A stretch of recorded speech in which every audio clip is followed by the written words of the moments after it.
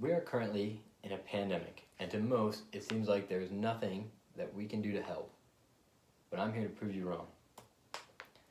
The world hasn't seen anything like this happen since 1918, when the Spanish flu circled the globe. And because of that, this is a very new issue for everyone. It is vital to stay informed on what we can do, not only for ourselves, but also for others. Now, some people don't understand the importance of the quarantine that we're in, and others don't know what to do with themselves. I have researched multiple credible sources, such as the Center for Disease Control and Johns Hopkins Medicine. Now let's look at exactly what a pandemic is, why we all need to self-isolate, and some fun things we can do at home during the quarantine. Now the words pandemic, epidemic, endemic, and outbreak are scary and hold a lot of weight in today. But what do they mean, and how do they relate to each other? An epidemic is something that belongs to a particular people or country. It is a constant presence in a specific location. An example of an endemic is malaria, which has a constant presence in parts of Africa.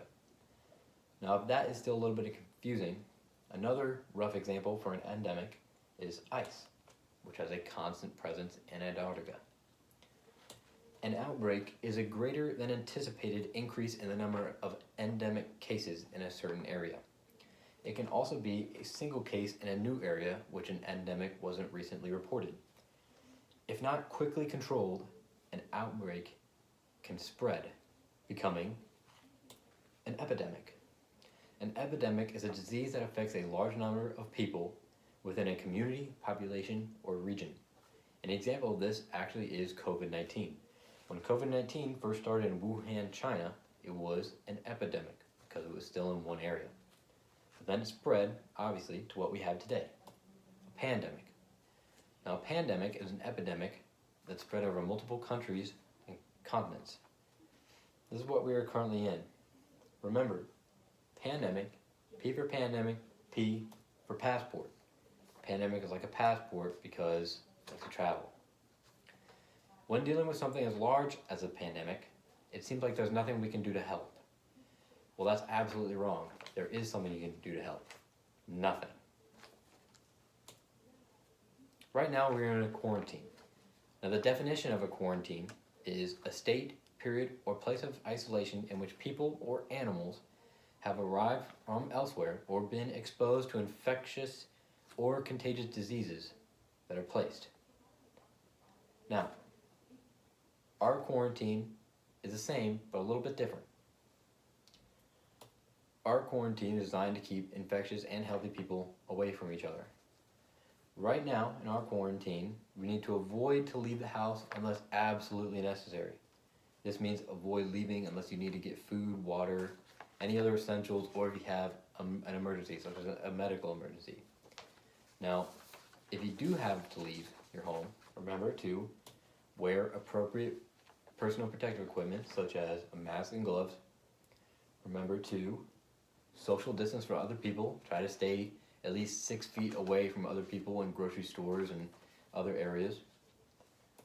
Remember to wash your hands. Now, you have to appropriately and properly wash your hands, not just rinse them under some water.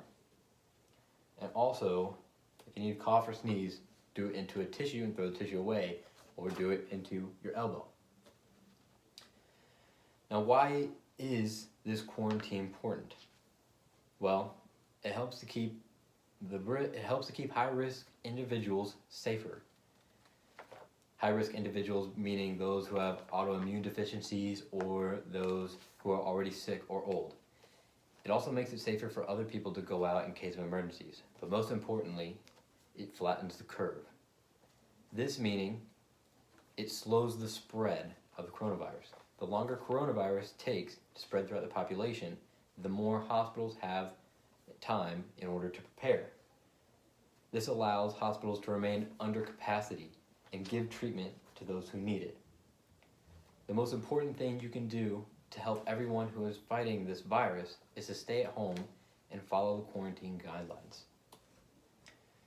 Now, staying at home and following quarantine guidelines doesn't exactly sound like the most fun thing in the world. But here are a few things that you can do, whether alone or with a group, that can help make quarantine a little bit more fun. You can have a movie marathon, arts and crafts. You can play some video games, read a book, have a home fashion show, practice your cooking, play a game of charades, have a karaoke night, have a poker night, or maybe have a treasure hunt. As you can see, there's something for everyone. Use your imagination and try to have some fun.